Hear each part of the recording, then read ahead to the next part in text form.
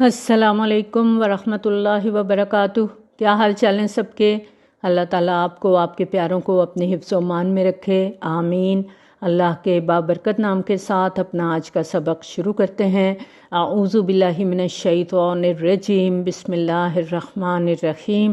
رب اشرح لی صدری ویسر لی امری واحلل عقدۃ من لسانی یفقہوا قولی واجعل لی وزیرا من اہلی ربنا زدنا علما ربنا زدنا علما ربنا زدنا علما اللہم فقہنا فی الدین، آمین۔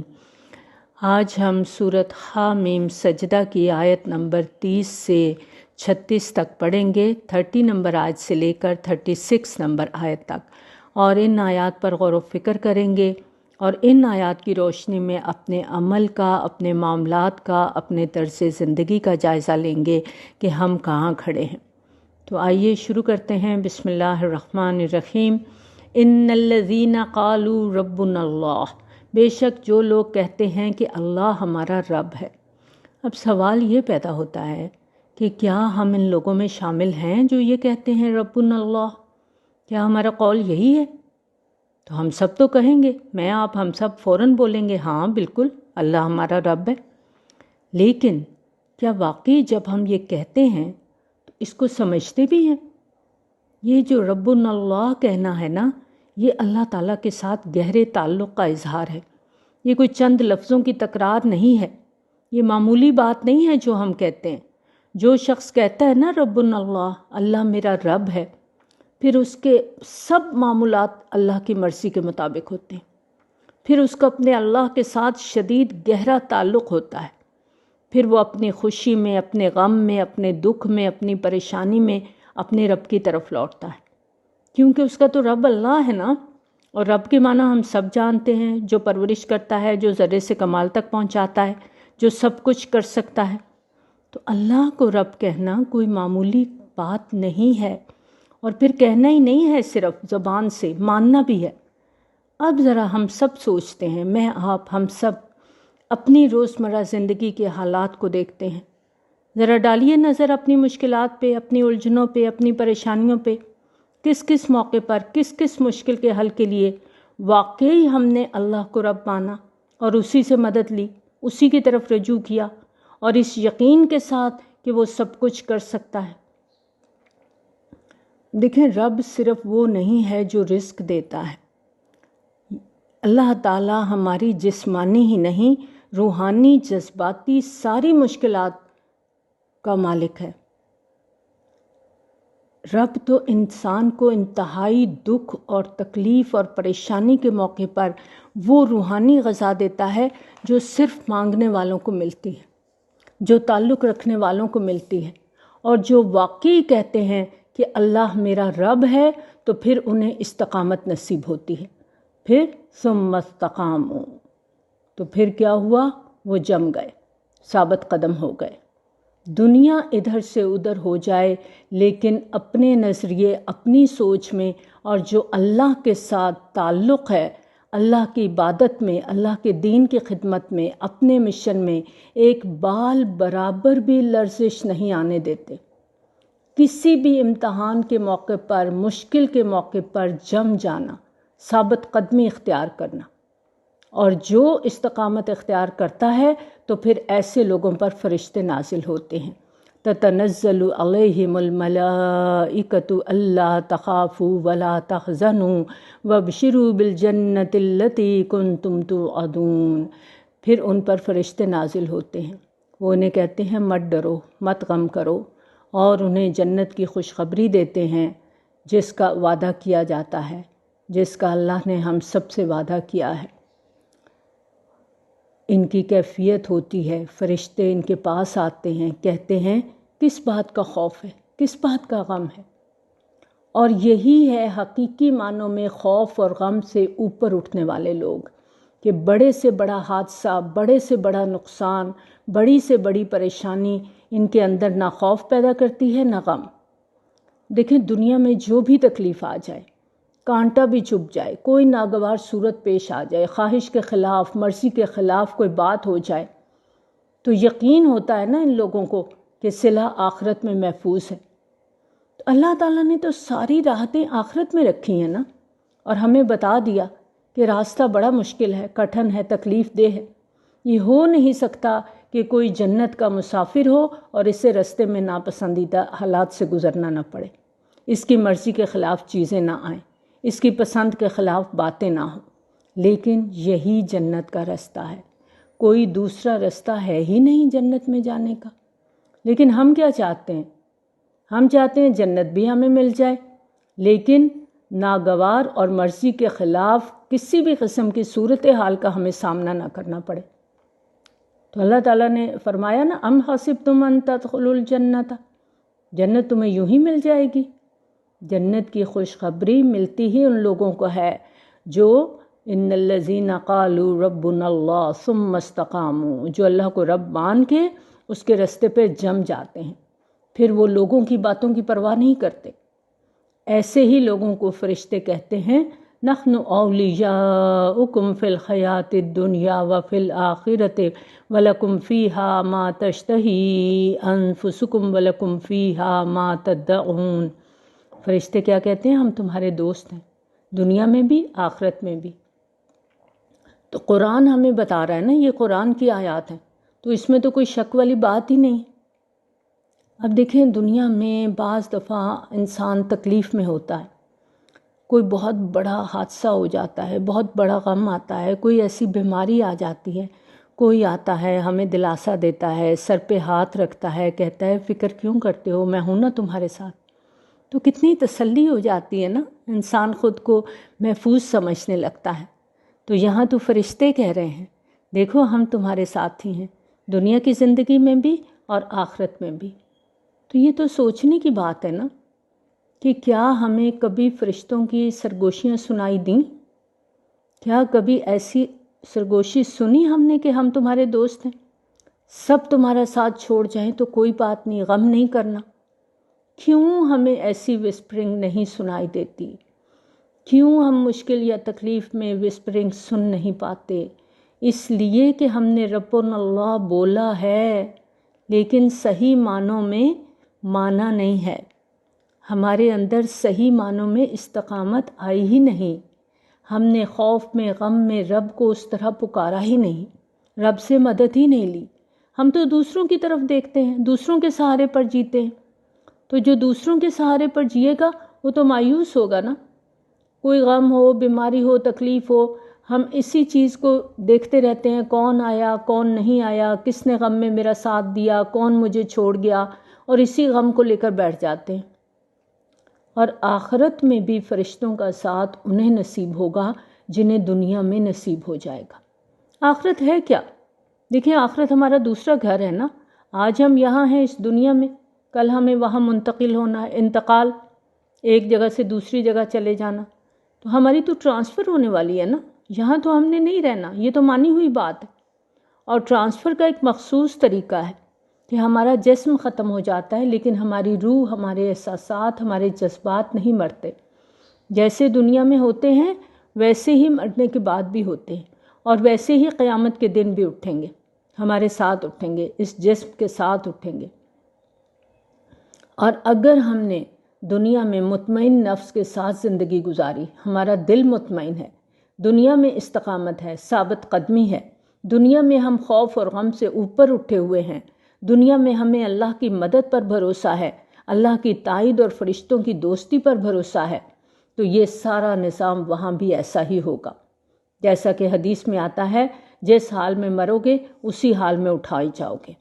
اگر مرتے وقت اللہ کی محبت اور نفس مطمئنہ نصیب ہے تو قبر میں بھی اطمینان ہوگا، وہاں بھی کوئی خوف غم نہیں ہوگا، فرشتے وہاں بھی دوست بن کر آئیں گے، قیامت کے دن اٹھیں گے تو وہاں بھی یہی ہوگا، کوئی گھبراہٹ نہیں، کوئی فکر نہیں، کوئی پریشانی نہیں، فرشتے آ جائیں گے مدد کے لیے، فوراً اپنی تحویل میں لے لیں گے، رستہ دکھائیں گے، ہر موقع پر ساتھ دیں گے۔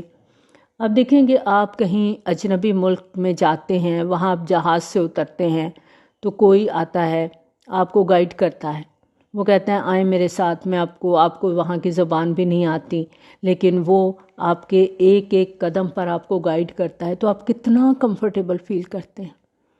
کہ یہ بندے نے میرے ساتھ کتنی بڑی نیکی کی کہ ایک اجنبی جگہ، اجنبی زبان، اجنبی ماحول میں ایک ایک سٹیپ پر مجھے گائیڈ کیا اور آپ آرام سے ایئرپورٹ سے باہر آ گئے۔ تو یہ فرشتے بھی قبر میں بھی ساتھی ہوں گے، موت کے وقت بھی ساتھ دیں گے، قیامت کی نفسا نفسی میں بھی ساتھ دیں گے، اور ساتھ تسلیاں دیتے رہیں گے کہ غم نہ کرو، خوف نہ کرو، ہم تمہارے ساتھ ہیں، اور دنیا میں بھی اور آخرت میں بھی۔ لیکن آج ہمیں دنیا میں محسوس نہیں ہوتا نا، اور اگر ہم آج دنیا میں محسوس نہیں کرتے کہ فرشتے ہمارے ساتھ ہیں تو آخرت میں اچانک سے نہیں آ جائیں گے۔ یہ فیلنگ ہمیں اندر لانی ہے کہ میرا رب میرے ساتھ ہے، اللہ کے فرشتے میرے ساتھ ہیں۔ اور یہ کب کیفیت پیدا ہوگی؟ جب ہم سچے دل سے اللہ کو رب مان لیں گے، جب اس رستے پر جم جائیں گے، چاہے مرضی کے مطابق حالات ہوں یا مرضی کے خلاف ہوں۔ جب واقعی انسان صدق دل سے اللہ کو تھام لیتا ہے تو پھر انسان سکون میں آ جاتا ہے، پھر اس کا نفس مطمئن ہو جاتا ہے۔ لیکن ہم نے تو رب کو تھاما ہی نہیں ہے، ہم نے تو اس کی طاقت کو جانا ہی نہیں، پورا یقین کیا ہی نہیں، اسی لیے تو ہم گرے پڑے ہوتے ہیں نا، کبھی اس کا ہاتھ پکڑتے ہیں، کبھی کسی کا سہارا لیتے ہیں۔ جو امید ہمیں رب سے ہونی چاہیے وہ ہم نے انسانوں سے لگا رکھی ہے، جیسی محبت رب سے ہونی چاہیے وہ ہم انسانوں کو دیتے ہیں۔ حضرت علی رضی اللہ تعالیٰ عنہ کا قول ہے نا کہ لوگ ہمیں مایوس نہیں کرتے، لوگوں سے وابستہ توقعات ہمیں مایوس کرتی ہیں۔ تو جو عظمت، مقام اور بندگی رب کے لیے ہماری نگاہوں میں ہونا چاہیے وہ تو ہم نے مادی چیزوں کو دے دیا، ہم نے غیر اللہ کو سہارا بنا لیا، تو پھر مدد کہاں سے آئے گی؟ بات یہ ہے کہ ہمارے کہنے میں، کرنے میں اور مانگنے میں بہت فرق ہے۔ ہم کہتے تو وہ ہیں جو یہاں لکھا ہوا ہے قرآن میں، ہم کہتے ہیں ربنا اللہ، لیکن کرتے وہ نہیں ہیں، استقامت نہیں ہے، ثابت قدمی نہیں ہے۔ ہماری جو روز مرہ کی روٹین ہے ہم خود اپنے آپ کو دیکھ سکتے ہیں، اس میں کہیں چھلکتا ہے کہ ہم نے واقعی اللہ کو رب مان رکھا ہے؟ تو ہماری اپنی بات ہی جھوٹی پڑ جاتی ہے نا۔ تو جنت وہ جگہ ہے جہاں انسان کی خواہشات پوری ہو سکتی ہیں۔ ہم نے تو دنیا کو مرکز بنا لیا نا، اور اسی کے پیچھے پھر ہم مرتے ہیں۔ تو یہاں تو فرمایا نا کہ وَلَكُمْ فِيهَا مَا تَشْتَهِي أَنفُسُكُمْ وَلَكُمْ فِيهَا مَا تَدَّعُونَ، تمہاری خواہشات سے آگے بڑھ کے جو چاہو گے تمہیں ملے گا، جو مانگو گے، جو پکارو گے وہ مل جائے گا۔ آپ کمپیئر کر لیں، دنیا کی زندگی کتنی ہے، کتنے سال جی لیں گے؟ 70، 80، 100، کتنا؟ آج کل تو ایوریج عمر ہی بہت کم ہو گئی ہے۔ اگر دنیا میں ہمیں کسی معاملے میں کمی بھی لگ گئی ہے، جو ہم چاہتے ہیں وہ ہمیں نہیں ملا، جو ہماری مرضی ہے، جو ہماری خواہش ہے، تو کوئی بات نہیں، ہمیں کون سا ہمیشہ یہاں رہنا ہے۔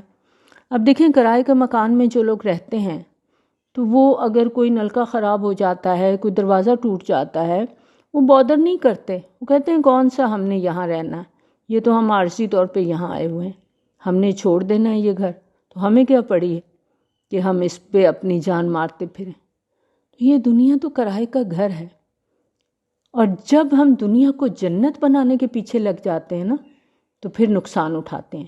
اور دنیا کو جنت بنانا کیا ہے کہ ہر وہ چیز جو ہمارا دل چاہتا ہے وہ ہمیں مل جائے۔ یہ تو دنیا میں نہیں ہو سکتا، یہ تو صرف آخرت میں ہوگا، صرف جنت میں ہوگا۔ اور ہم چاہتے ہیں دنیا میں ہمیں سب کچھ مل جائے، اب نہیں ملتا تو ہم فرسٹریشن کا شکار ہو جاتے ہیں، یہیں سے ہماری استقامت میں خلل آ جاتا ہے، یہیں سے رب پر بھروسہ ختم ہو جاتا ہے۔ پھر ہم کہتے ہیں میں ہی کیوں، میرے ساتھ ہی ہمیشہ ظلم ہوتا ہے، میرے ساتھ ہی زیادتی ہوتی ہے۔ یہیں سے پھر خوف اور غم سے انسان نجات پا نہیں سکتا۔ نزلا من غفور الرحیم، اور اللہ کی طرف سے مہمانی ہے ایسے لوگوں کے لیے، کن کے لیے؟ جنہوں نے اللہ کو رب مان لیا اور اس راستے میں جم گئے۔ اب دیکھیں دنیا کے بادشاہ یا دنیا کے بڑے بڑے لوگ کس کو اپنا مہمان بناتے ہیں؟ کسی راہ چلتے کو تو نہیں بناتے نا۔ بڑے لوگوں کا مہمان بننے کے لیے کچھ کوالٹیز ہوتی ہیں۔ تو اللہ کا مہمان بننا ہے جو مالک الملک ہے، جو پوری کائنات کا بادشاہ ہے، اس کے لیے پھر ہمیں کیا کچھ نہیں کرنا چاہیے۔ دنیا میں ہم کہیں میری زندگی میری مرضی، میں تو اپنی مرضی سے جیوں گی، اللہ کے حکموں کی خلاف ورزی کرتے چلے جائیں، اور کل جا کے ہم کہیں کہ ہم تو اللہ کے مہمان ہیں، اللہ ہماری میزبانی کرے گا۔ تو اللہ تو ان لوگوں کی میزبانی کرے گا جو رب کو، اللہ کو اپنا رب مان لیں گے۔ اور یہ جو ربنا اللہ ہے نا، یہ کوئی معمولی بات نہیں ہے۔ جس نے واقعی اللہ کو پا لیا، جو خود رب کو پہچان چکا، اور جس نے خود نہیں پہچانا وہ دوسروں کو کیا پہچان کرائے گا؟ یہ کوئی ٹیکنیکل یا مشینی قسم کا کام تو ہے نہیں۔ یہ کام تو وہی کر سکتا ہے نا جو اللہ کو رب مان لے گا، جو خود کو پہلے اپنے رب کے ساتھ جوڑے گا، وہی اس بہترین کام کے قابل ہے۔ اور جو خود ہی ڈگمگایا ہوا ہے، جس کے اپنے اندر استقامت نہیں ہے، وہ کیا کرے گا؟ وہ نہ خود اللہ سے جڑ سکے گا، نہ کسی کو جوڑ سکے گا۔ وَمَنْ أَحْسَنُ قَوْلًا مِّمَّنْ دَعَا إِلَى اللَّهِ، اور سب سے اچھی بات کس کی ہے؟ جو اللہ کی طرف بلائے، جو اللہ سے جوڑے۔ اور اللہ سے جوڑنے کے لیے سب سے پہلے خود اللہ کے ساتھ جڑنا ہے۔ وَعَمِلَ صَالِحًا، اور جس کا عمل صالح ہو، اور جو برملا کہتا ہو اِنَّنِي مِنَ الْمُسْلِمِينَ، میں مسلمان ہوں، یعنی اسے اپنے مسلمان ہونے پر کوئی شرمندگی نہ ہو، اپنے اسلام سے کوئی خوف نہ ہو، کوئی ندامت نہ ہو، اور وہ اپنے عمل سے ثابت کرتا ہو کہ وہ مسلمان ہے، ہر حال میں اپنے رب کا تابع دار ہے، لہٰذا سب سے زیادہ اسی کے آگے سر جھکانے والا ہو۔ پھر آپ دیکھیں کہ اللہ کے ساتھ، انسانوں کے ساتھ معاملات آتے ہیں، اس میں دو طرح کے رویے آتے ہیں، اچھے بھی برے بھی۔ عام طور پر طریقہ کیا ہے کہ جو تو میرے ساتھ اچھا کرتا ہے میں بھی اس کے ساتھ اچھا کرتی ہوں، جو میرے ساتھ اچھا نہیں کرتا میں بھی اس کے ساتھ اچھا نہیں کرتی۔ اور قرآن کیا کہتا ہے؟ وَلَا تَسْتَوِي الْحَسَنَةُ وَلَا السَّيِّئَةُ، اچھائی اور برائی برابر نہیں ہوا کرتی۔ اچھا وہ ہے جو اچھائی کے جواب میں اچھا کرتا ہے، لیکن برائی کے جواب میں بھی اچھائی کرنے کا حوصلہ رکھتا ہے۔ ٹٹولیں اپنے دل کو ذرا، دیکھیں ذرا، برائی کے جواب میں اچھائی کر سکتے ہیں؟ تو اس بہترین کے کام کے قابل پھر کون ہے؟ جو لوگوں کی طرف سے آئی ہوئی اچھائی اور برائیوں اور خرابیوں کے جواب میں اچھے رویے کو اختیار کرتا ہے، جو برائی کو بھلائی سے، تکلیف دہ رویے کو اچھے اخلاق سے، اچھے رویے کے ساتھ دور کرتا ہے۔ اب ہم اپنے آپ کو دیکھیں، چیک کریں، جھانکیں اپنے دل کے اندر، کیا جو میرے ساتھ اچھا نہیں کرتا میں اس کے ساتھ اچھا کرتی ہوں؟ یہاں کیا فرمایا؟ ادفع باللتی ہی احسن فاذا الذی بینک وبینہ عداوۃ کأنہ ولی حمیم۔ ادفع باللتی ہی احسن، دور کرنا ہے بہترین طریقے سے، برائی کو دور کرنا ہے اچھے رویے کے ساتھ، اچھے اخلاق کے ساتھ۔ اور اس طریقے سے عمل کرنے سے فائدہ کیا ہوگا کہ دشمن بھی دوست بن جائے گا۔ اب ذرا اپنے پچھلی سالوں میں جھانکیں، کتنے دشمنوں کو دوست بنایا؟ اپنی خاندانی زندگی کو دیکھیں، رشتہ داروں کو دیکھیں، لسٹ سامنے رکھیں، جن جن لوگوں کے ساتھ ہمارا معاملہ ہے، تعلق ہے، کتنے مخالفین تھے جو وفادار ہوئے۔ نبی صلی اللہ علیہ وآلہ وسلم کا طریقہ کیا تھا؟ انہوں نے دشمنوں کو دوست بنایا تھا اور اسی سے اسلام پھیلا تھا۔ اور ہم تو دوستوں کو بھی دشمن بنا لیتے ہیں، ہم اپنے دوستوں کو اپنے سے دور کر دیتے ہیں، اپنوں کو اپنے سے دور کر دیتے ہیں۔ اور فرمایا جو دشمنی رکھنے والا ہے وہ دلی دوست بن جائے گا۔ اب ہم میں سے ہر شخص، میں آپ ہم سب اپنے دائیں بائیں دیکھیں، جن کے ساتھ ہمارے تعلقات ہیں، ملنا ملانا ہے، رشتہ داری ہے، دوستی ہے، ان سب تعلقات کو دیکھیں، نوٹ کریں، لسٹ بنائیں، لکھیں، سوچیں کتنے لوگوں کو میں اپنا دوست بنایا اور کون سے ایسے ہیں جو میرے دوست تھے لیکن میری دوستی ختم ہو گئی، اور کیوں ختم ہوئی؟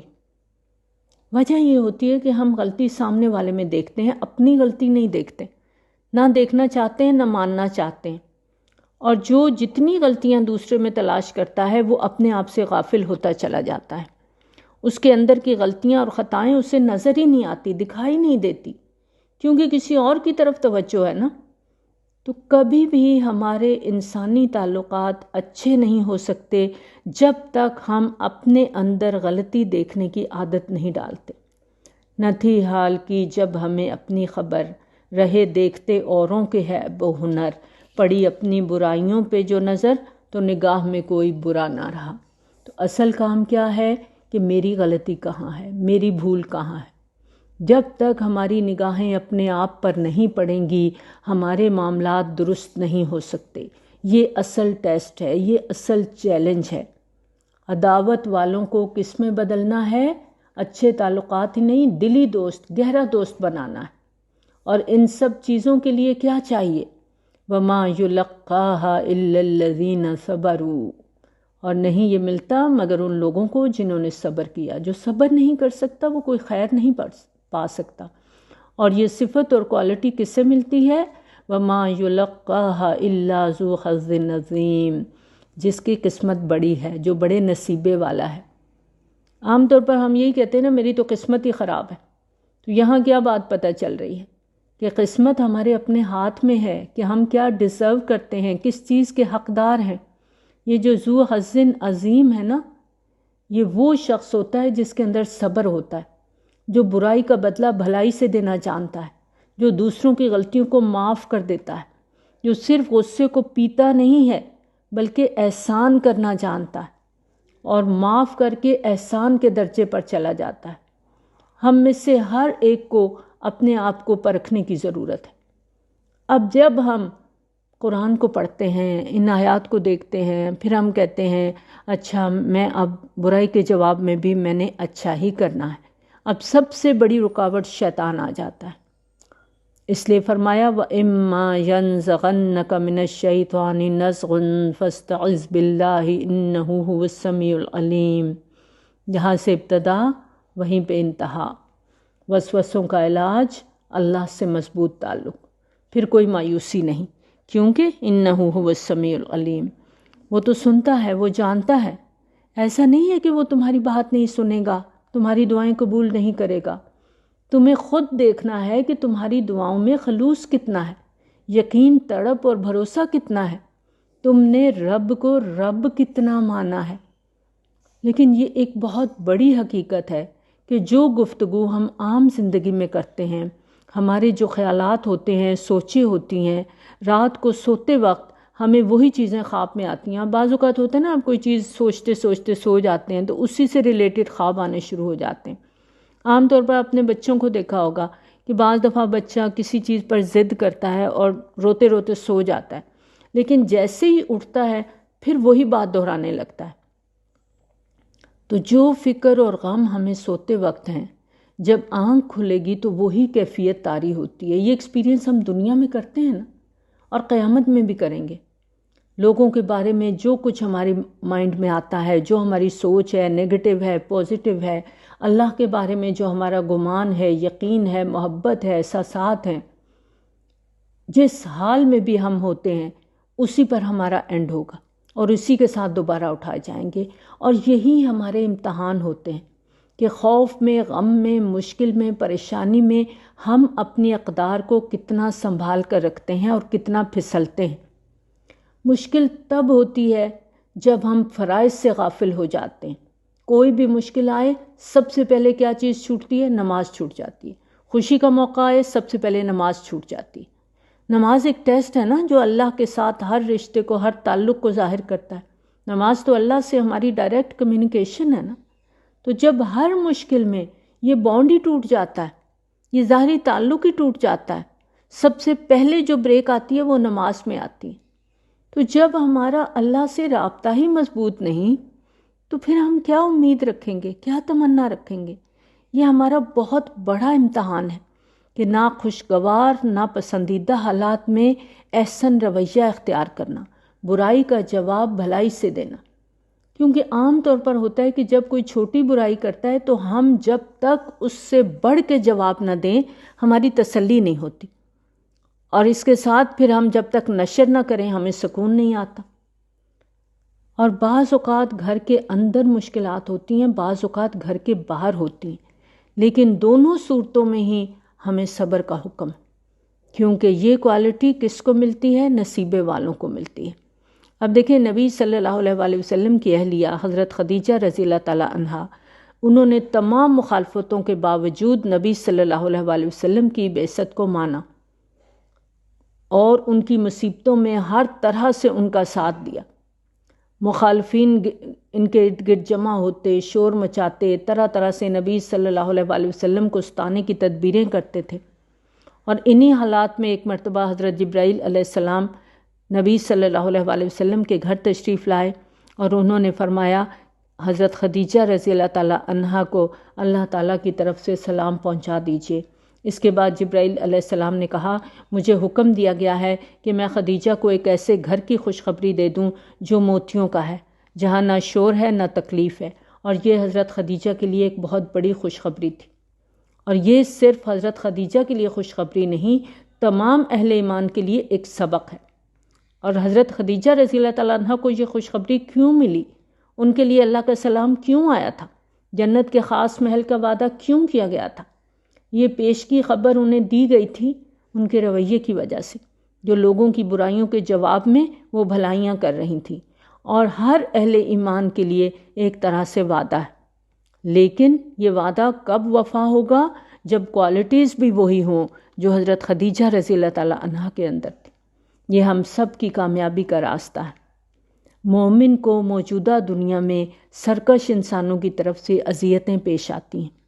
ہو نہیں سکتا کہ دنیا کے تانے نہ سننے پڑیں، پریشان کن باتوں سے واسطہ نہ پڑے، یعنی آپ کو لوگوں کی طرف سے طرح طرح سے باتیں سننا پڑتی ہیں، طرح طرح سے ستائے جاتے ہیں، بعض اوقات اپنے ہی دکھ دے جاتے ہیں۔ ایسے موقع پر لڑنا نہیں ہے، یہ مومن کا رویہ نہیں ہے۔ کسی سے بھی کوئی بھی ناپسندیدہ بات سنی ہے، کوئی جھوٹ بول دیا، کسی نے دھوکہ دے دیا، اب مجھے یہ نہیں کرنا کہ میں اس سے لڑنا شروع کر دوں۔ مجھے کیا کرنا ہے؟ مجھے اس کو نظر انداز کرنا ہے، مجھے اپنی نظر آخرت کی طرف موڑنی، مجھے آخرت پر نظر رکھنی، مجھے اللہ سے دعا کرنی ہے کہ مجھے ان ناگواریوں پر صبر کی توفیق دے، اور اللہ تو میرے لیے جنت میں گھر بنا دے جہاں نہ کوئی تکلیف ہو، نہ کوئی شور و غل ہو، نہ کوئی ستانے والا ہو، نہ کوئی پریشان کرنے والا ہو۔ تو کیا بات سمجھ میں آتی ہے کہ اللہ کی مدد اس کو آتی ہے جو خود کوشش کرتا ہے، جس کے اندر صبر ہے، جو برائیوں کو دفن کرنا جانتا ہے، جو لوگوں کی باتوں کو بھول جاتا ہے، ان کے رویوں کو بھول جاتا ہے۔ ہم کیا کرتے ہیں؟ ویسے ہم کہتے ہیں میری یادداشت بڑی کمزور ہے، لیکن لوگوں کی باتیں، لوگوں کے لہجے، ان کے الفاظ سب یاد ہوتے ہیں، کیونکہ دہراتے رہتے ہیں نا ہر وقت۔ اس نے فلاں وقت مجھ سے یہ کہا تھا، اس کا سٹائل ایسا تھا، اس کے فیس ایکسپریشن تک یاد ہوتے ہیں۔ تو ہمارے دل کے آئینے میں تو ایسی ہی باتیں سجی ہیں نا، اس نے یہ کہہ دیا، اس نے وہ کہہ دیا، اس نے ایسے دیکھا، اس نے ویسے دیکھا۔ تو اللہ کو تو ایسے لوگوں کی کوئی ضرورت نہیں ہے۔ اللہ تو بے پرواہ ہے، بے نیاز ہے۔ ایسے گندے دل والوں کی اسے کیا ضرورت؟ نہ ان کے اوپری اوپری اذکار کی ضرورت ہے۔ اللہ کو تو وہ لوگ چاہیے جن کا ظاہر اور باطن ایک ہے، جن کے زبان اور دل میں موافقت ہے۔ کبھی ہم نے اپنی اس کمزوری کا جائزہ لیا؟ کبھی غور کیا کہ کسی نے میرے ساتھ اچھا نہیں کیا اور میں اسے کھلے دل سے معاف کر کے آگے بڑھ کے سلام لے لوں، ایسے جیسے اس نے میرے ساتھ کچھ کیا ہی نہیں؟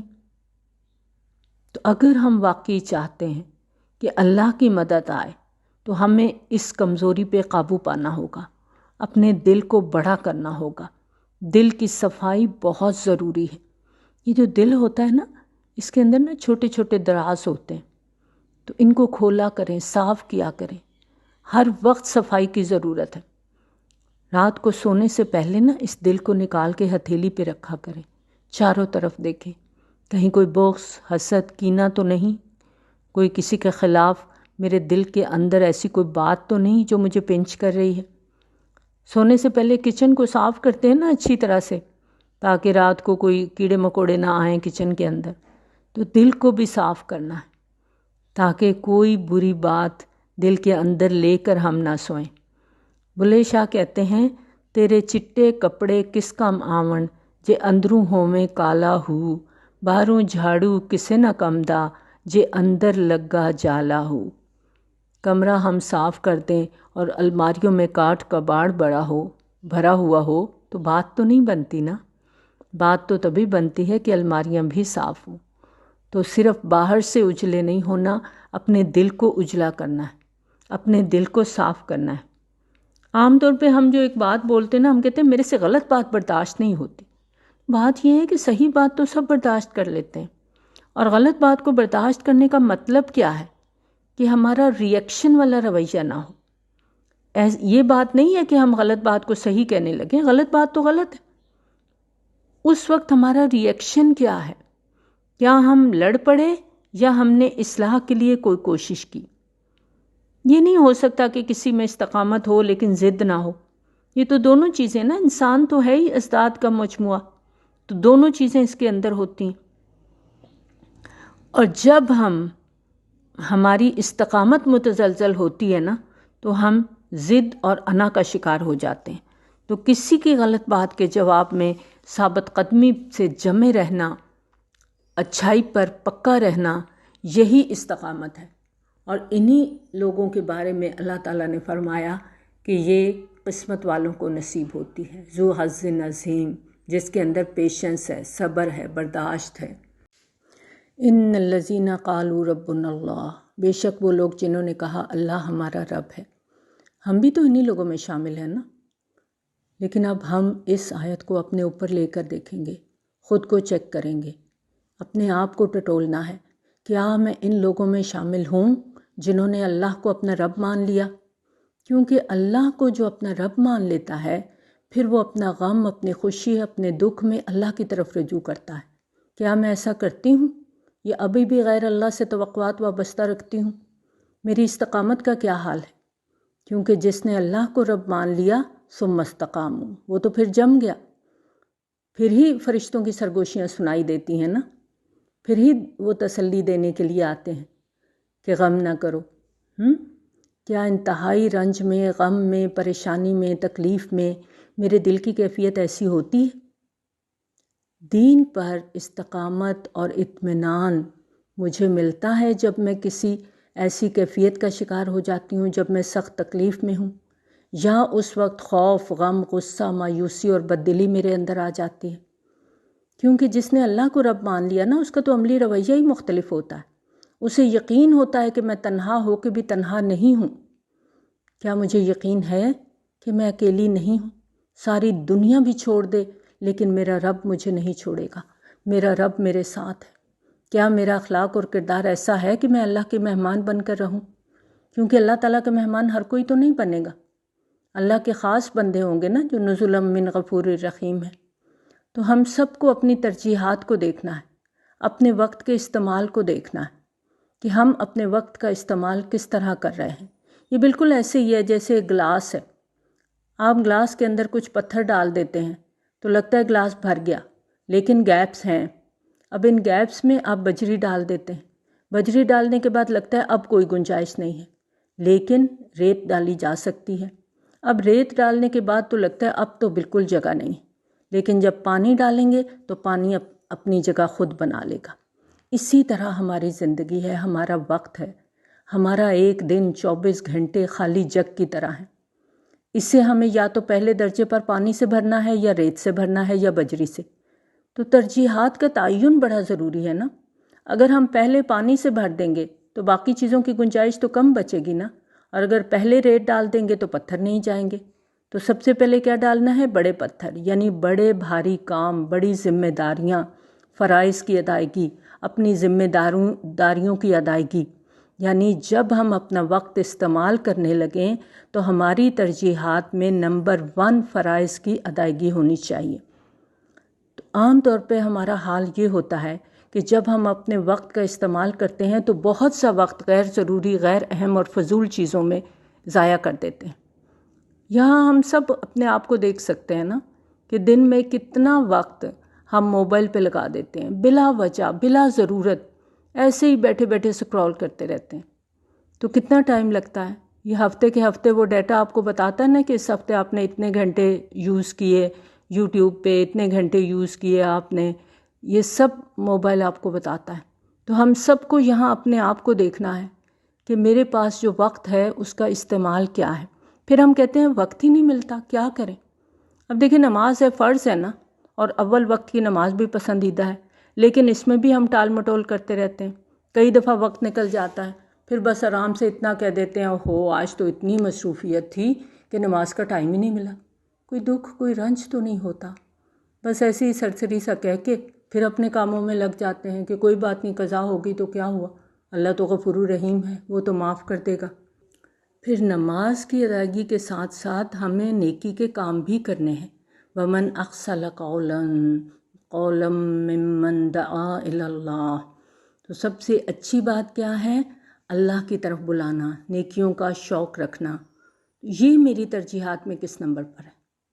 کیا میں خود بھی نیک عمل کرتی ہوں اور دوسروں کو بھی اس کی ترغیب دیتی ہوں؟ اس میں اپنے گھر والے، اپنے بچے شامل ہیں. کیا میں ان کے لیے کوئی کوشش کرتی ہوں کہ وہ بھی اللہ سے جڑیں؟ وَعَمِلَ صَالِحًا، اور نیک عمل کرتی ہوں کہ جو کہتی ہوں وہ کرتی ہوں. کیا میرے قول اور فعل میں تضاد تو نہیں ہے؟ وَقَالَ إِنَّنِي مِنَ الْمُسْلِمِينَ، اور میں یہ بھی اقرار کرتی ہوں کہ میں مسلمانوں میں سے ہوں. کہیں ایسا تو نہیں ہے کہ مجھے اپنے مسلمان ہونے پر کوئی شرمندگی یا جھجک ہو؟ کیا میں برملا لوگوں کو کہہ سکتی ہوں کہ ہاں میں اللہ کی تابع دار ہوں، اللہ کی فرما بردار ہوں؟ کیونکہ عام طور پر ایسا ہوتا ہے کہ جب ہم اللہ کے احکامات پر عمل کرنے لگتے ہیں تو لوگ بیچ میں آ جاتے ہیں، کہتے ہیں کیا ہو گیا تمہیں، اچھی بھلی تھی تم، یہ کس راستے پہ چل نکلی ہو، یہ اتنے ضروری کام نہیں ہیں، تمہارے دنیا کے کام ہیں، تمہاری کچھ ذمہ داریاں ہیں. ہم میں سے ہر کوئی لسٹ بنا سکتا ہے کہ کون کون سے کام معاشرے کی نظر میں اہم نہیں ہیں، اور جب ان کو کرنے کی کوشش کی جاتی ہے تو لوگ اعتراض کرتے ہیں. مثلاً قرآن کا پڑھنا، سیکھنا، سکھانا، اپنے فرائض کی ادائیگی، ہر موقع پر حیا کا پاس رکھنا، اپنے لباس کا خیال رکھنا، ستر کا حجاب کا خیال رکھنا، شادی بیاہ خوشی غمی میں اللہ کے احکامات کو آگے رکھنا. یہ تمام وہ چیزیں ہیں جو معاشرے میں موجود ہیں، اور جب ہم اللہ کے احکامات کے مطابق یہ سارے عمل کرنا چاہتے ہیں تو پھر لوگ بیچ میں آ جاتے ہیں. تو مجھے خود اپنے آپ کو دیکھنا ہے کہ کیا میں فرما بردار ہوں؟ کیا میں اللہ کی احکامات کے مطابق اپنی زندگی کو گزارنے کے لیے کوئی کوشش کرتی ہوں؟ کیا میں وہ کرتی ہوں جو میرا رب چاہتا ہے؟ اور رب چاہتا ہے کہ قرآن کے مطابق ہم اپنی زندگیوں کو بسر کریں. اور حقوق اللہ کے ساتھ ساتھ اگلا سٹیپ ہے حقوق العباد. اور حقوق العباد میں ادفع باللتی ہی احسن. یہاں بھی اپنے آپ کو دیکھنا ہے، ٹٹولیں ذرا، کیا میں برائی کے بدلے میں اچھائی کر سکتی ہوں؟ کیونکہ یہ ہمارا اصل امتحان ہوتا ہے کہ جب لوگ میرے ساتھ اچھا نہیں کر رہے تب بھی میرے اندر وہ سکت ہو کہ میں جواب میں اچھا ہی کروں. کیونکہ عام طور پر ہوتا ہے کہ جب کوئی برا کرتا ہے تو ہم کہتے ہیں کہ میں تو اب بدلہ لوں گی، بدلہ لینا میرا حق ہے، میں کوئی کمزور ہوں تو میں تو ثابت کروں گی کہ میرے اندر بھی جان ہے. لیکن قرآن تو ہمیں بالکل فرق چیز بتاتا ہے نا. قرآن تو کہتا ہے کہ بدلہ لو، لیکن معاف کرنے کو قرآن نے فضیلت کا درجہ دیا ہے. اور قرآن ہمیں کیا سکھاتا ہے؟ ادفع باللتی ہی احسن، برائی کے بدلے میں بھی اچھائی کر دو. کوئی اچھا ہے، میں اس کے ساتھ اچھی ہوں، بہت آسان ہے. مشکل کہاں آتی ہے؟ جب کوئی برا کرتا ہے. اس وقت ہم امتحان کی حالت میں ہوتے ہیں. اس وقت ہمیں دیکھنا ہے کہ ہم کہاں کھڑے ہیں. کیا میں اچھائی کے بدلے میں اچھائی کرتی ہوں تو برائی کے بدلے میں بھی اچھائی کرنے کی طاقت رکھتی ہوں؟ یہاں دیکھیں اپنے آپ کو، کبھی کسی نے زیادتی کی ہو، بدتمیزی کی ہو، ہرٹ کیا ہو، تکلیف دی ہو، اور آپ کو دھکے دیے ہوں، اور جواب میں آپ آگے بڑھیں، اسے گلے لگا لیں. یہی تو ادفع باللتی ہی احسن ہے نا. یہی تو ہے جو ہمیں کرنے کا یہاں پر حکم دیا جا رہا ہے. تو یہاں ہم سب کو اپنے آپ کو دیکھنا ہے نا. اور اس کے لیے کیا چاہیے؟ صبر چاہیے نا، ہے نا. وما یلقاها الا صبر، یہ تو انہی کو ملتا ہے جن کے اندر صبر ہوتی ہے. لیکن ہوتا کیا ہے؟ جب ہم صبر کا رویہ اختیار کرنے لگتے ہیں تو شیطان وسوسے ڈالتا ہے. وہ کہتا ہے یہ تو کمزور لوگوں کا کام ہے، آگے بڑھو، جواب دو، لڑو، اس کو سناؤ. پھر اگلے پچھلے بھی شاباشیاں دیتے ہیں کہ تمہیں تو جواب دینا چاہیے، اس کا منہ توڑنا چاہیے.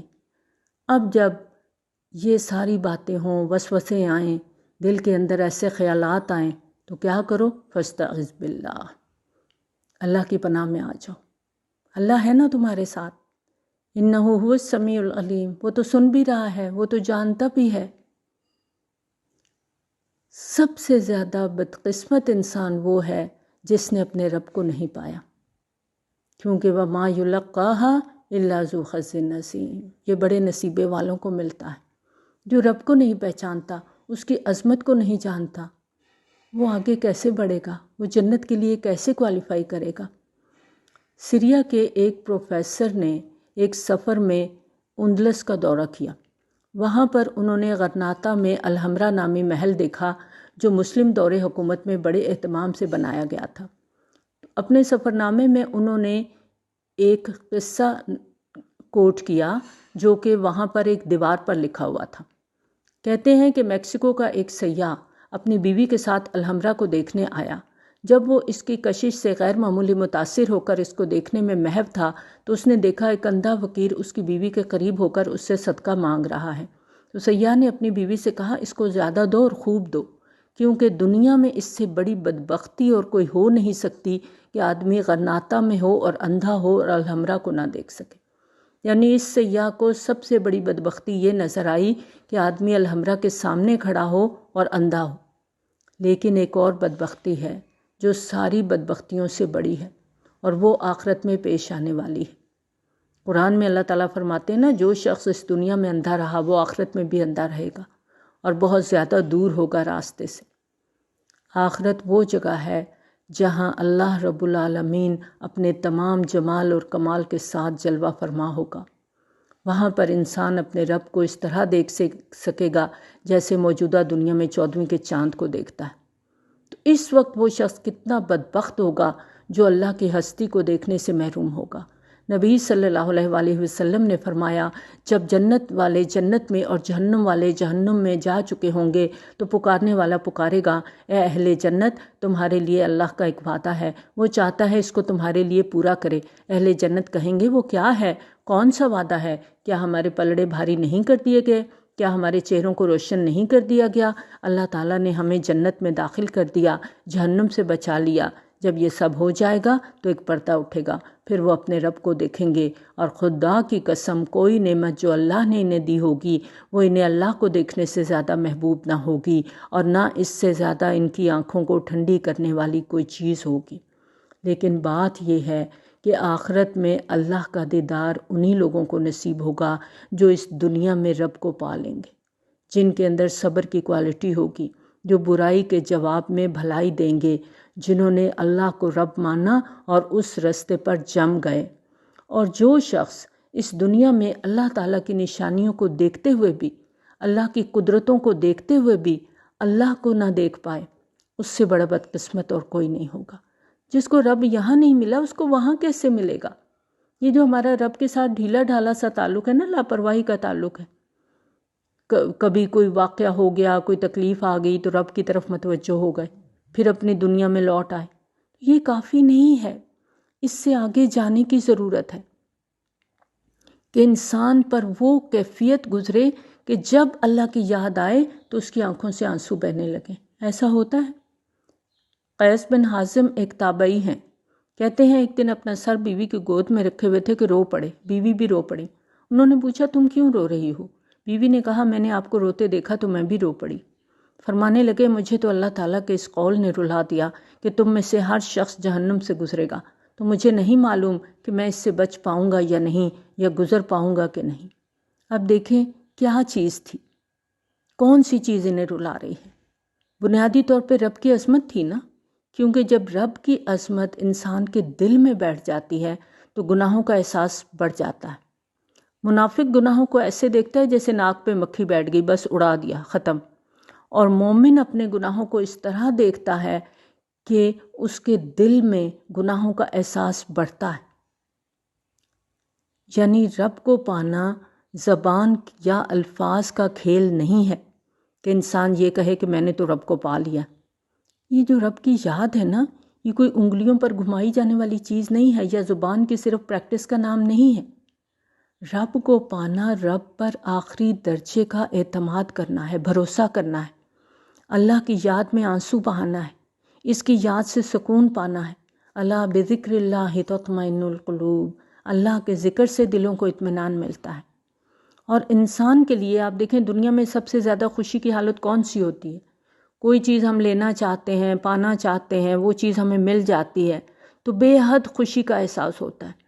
اور پانے میں ضروری نہیں ہوتا کہ مادی چیزیں ہی ہوں، کسی سوال کا جواب مل جاتا ہے، ذہنی الجھن کا حل مل جاتا ہے۔ تو انسان کے لیے حقیقت میں سب سے بڑی خوشی کا مقام وہ ہوتا ہے جب وہ سب سے بڑی سچائی کو پالے، سب سے بڑی حقیقت کو پالے۔ اور اس کائنات کی سب سے بڑی حقیقت اللہ کی دریافت ہے، اللہ کی پہچان ہے، اللہ کی معرفت ہے، رب کو پانے کا احساس ہے۔ یہیں سے حقیقی خوشی کا آغاز ہوتا ہے، یہیں سے لا تخافوا ولا تحزنوا کی کیفیت اٹھتی ہے۔ یہی پانا پھر انسان کو الحمدللہ کہنے کا لطف عطا کرتا ہے۔ حقیقی معنوں میں پھر زبان پر شکر کا ترانہ جاری ہوتا ہے کہ صرف میرا رب نہیں، پوری کائنات کا رب ایک ہے۔ پھر شعور کے ساتھ انسان الحمدللہ رب العالمین کہتا ہے، جس سے قرآن کا آغاز ہو رہا ہے۔ یہ سب سے بڑی حقیقت ہے کہ عالمین کے رب کی پہچان ہمارے دل کے اندر آ جائے۔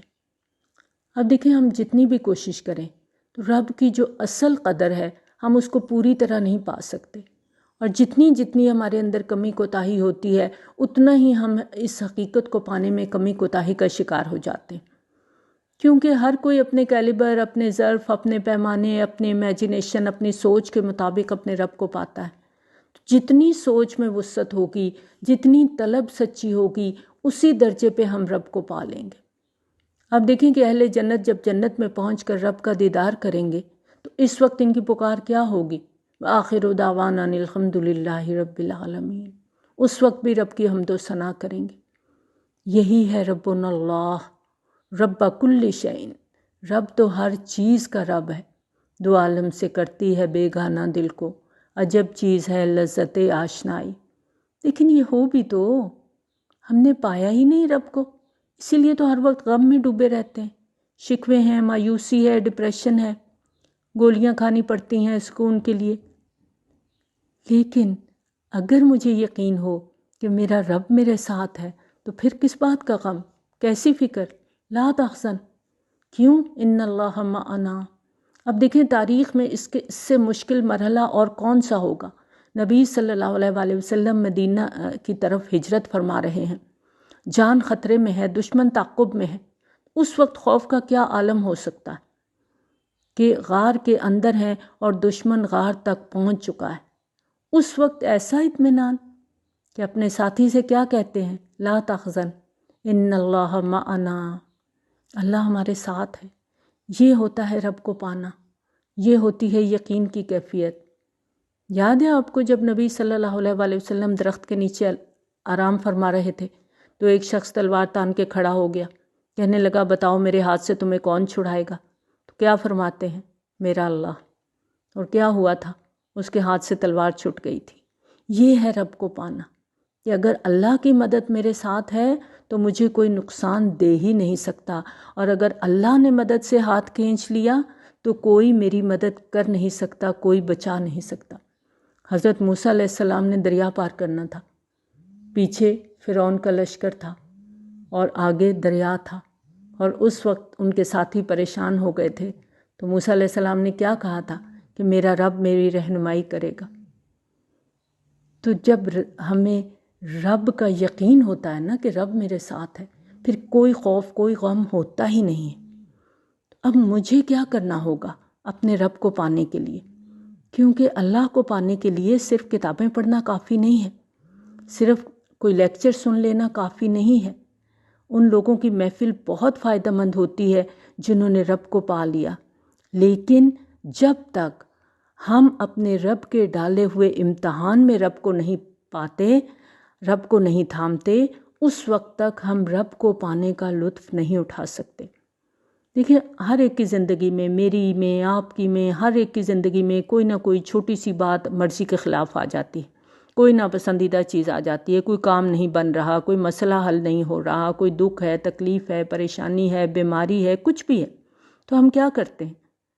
اس وقت ہمارا ری ایکشن کیا ہے؟ کہیں میں لوگوں سے الجھتی ہوں، اریٹیٹ ہوتی ہوں، رونا دھونا، خود کو بالکل ڈھیلا چھوڑ دیتی ہوں، اس سے جھگڑا، اس سے شکوہ، اس کا سہارا، دوسرے کا سہارا، ایسے تو رب نہیں ملے گا۔ عملی زندگی میں اللہ تعالیٰ ہم پر یہ ٹیسٹ کیوں ڈالتا ہے؟ کیونکہ اللہ نے قرآن میں فرمایا نا، ہم تم کو آزمائیں گے خوف سے، بھوک سے۔ ہم تو ان ساری باتوں کو سنجیدگی سے لیتے ہی نہیں ہیں کہ ساری باتوں میں ہمارے لیے آزمائش ہے، خوف میں بھی آزمائش ہے، بھوک میں بھی آزمائش ہے، لمحہ لمحہ ہم آزمائے جا رہے ہیں۔ اور جب آزمائش آتی ہے تب ہم کھلتے ہیں کہ آزمائش میں ہمارا رویہ کیا ہے۔ کیا میں نے لوگوں کا سہارا لینے کی بجائے اپنے رب سے مدد مانگی کہ اللہ یہ مسئلہ ہے، تو نے ہی سنوارنا ہے؟ کتنی دفعہ ہم دن میں ایسا کرتے ہیں؟ چھوٹی چھوٹی سی باتیں ہوتی ہیں نا، تو کوئی بھی مسئلہ ہو گیا، کبھی ماں کو فون کر رہے ہیں، کبھی بہن کو، کبھی دوست کو سنا رہے ہیں، اور جسے سنانا چاہیے، جس سے بات کرنی چاہیے، اس کی طرف رجوع ہی نہیں کرتے۔ یہ سوال ہم سب کو اپنے آپ سے کرنا ہے کہ ہم ایک طاقتور ہستی کو چھوڑ کے کمزوروں کے پاس جاتے ہیں تو ہمارے کام کیسے سنوریں گے؟ اور کمزور انسان بھی اسی وقت مدد کر سکتا ہے نا جب آپ اللہ سے رجوع کرتے ہیں، پھر وہ لوگوں کے ذریعے سے وسیلے بھی بناتا ہے۔ اور ہماری سب سے بڑی مشکل یہ ہے کہ ہم جلد باز ہیں، ہر چیز جلدی جلدی چاہتے ہیں۔ اصل مشکل یہ ہے کہ ہم قرآن بھی پڑھ جاتے ہیں، عبادات بھی کرتے ہیں، صدقہ خیرات بھی کرتے ہیں، حج عمرہ بھی کر لیتے ہیں، لیکن محسوس نہیں ہوتا کہ وہ اخلاق ہمارے اندر آ گیا ہے جو قرآن ہمارے اندر پیدا کرنا چاہتا ہے۔ بنیادی وجہ یہ ہے کہ ربنا اللہ کہتے تو ہیں لیکن رب کو پا نہیں سکے۔ نعمت کے ملنے پر یا چھیننے پر ہمارے رویے کیا ہوتے ہیں؟ کوئی نعمت مل جائے تو بھی آپے سے باہر ہو جاتے ہیں، چھن جائے تو بھی آپے سے باہر ہو جاتے ہیں۔ ہمارے معاملات، ہماری بے صبری اور ہمارے دین پر استقامت اختیار نہ کرنا، یہی چیز ہمیں رب کو پانے نہیں دیتی۔ اب دیکھیں حضرت یعقوب علیہ السلام سے بڑا غم کس پہ آیا تھا؟ ساری زندگی انہوں نے یوسف علیہ السلام کی جدائی میں گزاری، لیکن کار نبوت پہ تو کوئی اثر نہیں پڑا۔ نبی صلی اللہ علیہ وآلہ وسلم سے زیادہ کس نے تکلیفیں اٹھائیں؟ لیکن کیا آپ کی ذمہ داریوں میں سے کسی ذمہ داری پر کوئی اثر پڑا؟ ہمارے ساتھ ایسا کیوں ہوتا ہے؟ کیوں غیر معمولی کیفیت آ جائے تو ہم ہاتھ پاؤں چھوڑ کے بیٹھ جاتے ہیں، مایوس ہو جاتے ہیں، جذباتیت سے کام لیتے ہیں؟ یہ ٹھیک نہیں ہے۔ اس وقت ہمیں اپنے رب کو پکارنا ہے، اس پر یقین، اس پر بھروسہ رکھنا ہے کہ وہ میری مدد کرے گا۔ یاد رکھیں، مومن کا دل تو ہمیشہ غمگین ہی ہوتا ہے۔ یہ دنیا ہے نا، اس میں رہ کے مومن کبھی خوش نہیں ہو سکتا، کیونکہ وہ ایک بڑی چیز کے لیے کوشش کر رہا ہے۔ تو دنیا میں کوئی چیز اس کے ٹیسٹ کی ہو ہی نہیں سکتی، کوئی چیز اسے پسند آ ہی نہیں سکتی، کیونکہ اس کا ٹیسٹ بدل گیا، اس کی پسند بدل گئی۔ وہ تو اعلیٰ چیزوں کا خریدار بن گیا نا، اس نے اپنی جان اور مال کے بدلے اللہ سے جنت کا سودا کر لیا۔ وہ دنیا کے اندر رہتا ضرور ہے، دنیا کی چیزوں کو استعمال کرتا ہے، لیکن اس کا دل نہیں ڈوبتا اس کے اندر۔ جیسے کشتی ہے نا، پانی کے اندر ہے لیکن ڈوبتی نہیں، ڈوب گئی تو گئی۔ اور اگر ہم اس کو اس طرح سے سمجھیں کہ کشتی انسان کا دل ہے اور پانی یہ دنیا ہے، تو جب تک کشتی میں پانی نہیں ہوگا کشتی سموتھلی تیرتی رہے گی، لیکن جس وقت پانی کشتی کے اندر آنا شروع ہو جائے گا تو کشتی ڈوب جائے گی۔ تو جب تک دل میں دنیا نہیں بستی انسان ڈوب نہیں سکتا، اس کا رب اس کے ساتھ ہے۔ اصل رب وہ ہے جس کے ہاتھ میں ہم اپنا ہر نفع، ہر نقصان دے دیں، اپنی ساری حاجات، ساری تمنائیں، ساری توقعات سب اللہ کے ساتھ۔ پتہ نہیں ہم نے اپنے دل کے خانوں میں کس کس کو بٹھایا ہوا ہے؟ کسی کو رازق مانا ہوا ہے، کسی کو حاجت روا، کسی کو مشکل کشا، کسی کو صحت کا مالک، کسی کو خزانوں کا مالک، کسی کو دینے والا۔ تو رب کو پانے کے لیے تو رب پر بھروسہ کرنا ہے، رب پر اعتماد کرنا ہے، اور یہی ایمان کی اصل کیفیت ہے۔ یہ جو دنیا کی چیزوں پہ ہم بھروسہ کرتے ہیں نا، جن میں ہم سکون ڈھونڈتے ہیں، ان میں سکون نہیں ہے۔ ان سب بتوں کو ہمیں توڑنا ہے، ان سب سے اوپر اٹھ کے ایمان کی کیفیت اپنے اندر لانی ہے، اور یہ کوئی لگا بندہ فارمولہ آپ کو نہیں دیا جا سکتا۔ اس کے لیے رب سے مدد مانگنی ہے، رب سے سب بات کہہ دو، کیونکہ وہ تو سمیع ہے، علیم ہے، وہ سن بھی رہا ہے، وہ سب جانتا ہے کہ میرا بندہ کس مشکل میں ہے، کس تکلیف میں ہے۔ تو اس دعا کے ساتھ اس کو مکمل کرتے ہیں کہ یہ رمضان ہمارا ایسا گزرے کہ ہم اپنے رب کو پا لیں اور پھر اس کے رستے پر ثابت قدم ہو جائیں، اور اللہ تعالیٰ ہمیں صبر کی کیفیت دے دے، صبر کی جیسی نعمت ہمارے اندر آ جائے کہ ہم برائی کا بدلہ اچھائی سے دینے کے قابل ہو سکیں۔ تبھی استقامت آئے گی، تبھی ہم اللہ سے جڑ سکیں گے، تبھی اپنے رب کو پا سکیں گے۔ تو اس دعا کے ساتھ اس کو ختم کرتے ہیں کہ اللہ تعالیٰ ہمیں قرآن کو سمجھنے، پڑھنے اور عمل کرنے کی توفیق عطا فرمائے، اور اللہ ہم سے وہ کام کروا لے کہ روز قیامت ہمارا رب ہم سے راضی ہو جائے۔ آمین۔ وآخر دعوانا الحمد للہ رب العالمین۔ سبحانک اللہم و بحمدک، نشہد ان لا الہ الا انت، نستغفرک و نتوب الیک۔ السلام علیکم ورحمۃ اللہ وبرکاتہ۔